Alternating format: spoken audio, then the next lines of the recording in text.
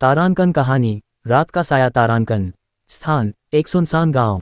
गांव की रातें हमेशा शांत होती थीं, लेकिन आज की रात में कुछ अजीब था। आकाश में बादल घने हो चुके थे और हवा में एक खौफनाक सन्नाटा छाया हुआ था। गांववासियों ने कहा कि इस रात को एक अज्ञात प्रेत आत्मा ने गांव का नाश करने की योजना बनाई है। तारांकन किरदार राजू तारांकन एक बहादुर युवक जो अपने गांव से बहुत प्यार करता है। तारांकन गांव का मुखिया तारांकन वह हमेशा गांव वालों को सुरक्षित रखने की कोशिश करता है। एक रात राजू ने अपनी बहन सुषमा के साथ अपने घर के बाहर कुछ अजीब आवाजें सुनी। उसने देखा कि एक काली परछाई उसके घर की ओर बढ़ रही है। राजू ने सुषमा को अंदर जाने के लिए कहा और खुद उस परछाई का पीछा करने लगा।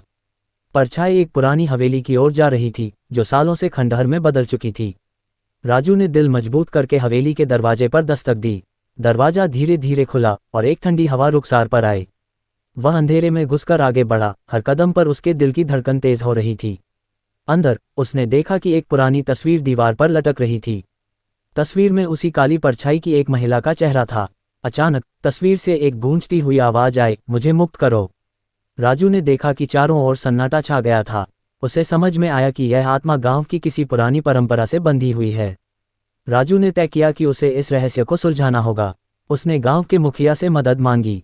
मुखिया ने बताया कि यह आत्मा उन लोगों से बदला लेना चाहती है जिन्होंने उसके साथ अन्याय किया था। राजू और मुखिया एक योजना बनाने लगे। उन्होंने रात के समय हवेली में एक अनुष्ठान करने का फैसला किया ताकि आत्मा को शांति मिल सके। वे दोनों सूरज ढलने के बाद हवेली के पास पहुंचे। जैसे ही उन्होंने अनुष्ठान शुरू किया, अचानक हवेली में एक तेज हवा चली। काले बादल फिर से इकट्ठा होने लगे और एक डरावनी चीख सुनाई दी। राजू ने अपनी सारी हिम्मत जुटाई और बोला, तुम्हें शांति की जरूरत है, हम तुमसे माफी मांगते हैं।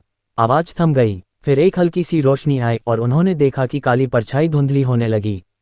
अंततः वह अपनी वास्तविक रूप में प्रकट हुई और बोली, मैंने तुम्हारा साहस देखा है, अब मैं शांति से जा सकती हूँ। और फिर एक चमकते प्रकाश के साथ वह गायब हो गई। राजू और मुखिया ने राहत की सांस ली।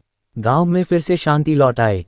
राजू ने अपने गांव के लोगों को बताया कि कभी कभी डरावने साए भी हमारी मदद कर सकते हैं, अगर हम उनके पीछे की सच्चाई को समझने की कोशिश करें। तारांकन समापन। तारांकन इस घटना ने गांव को एक नया सबक सिखाया कि डर से भागना नहीं चाहिए, बल्कि उसके कारणों को समझना चाहिए। राजू और उसकी बहन ने एक नई शुरुआत की और गांव में फिर से जीवन की रौनक लौट आई।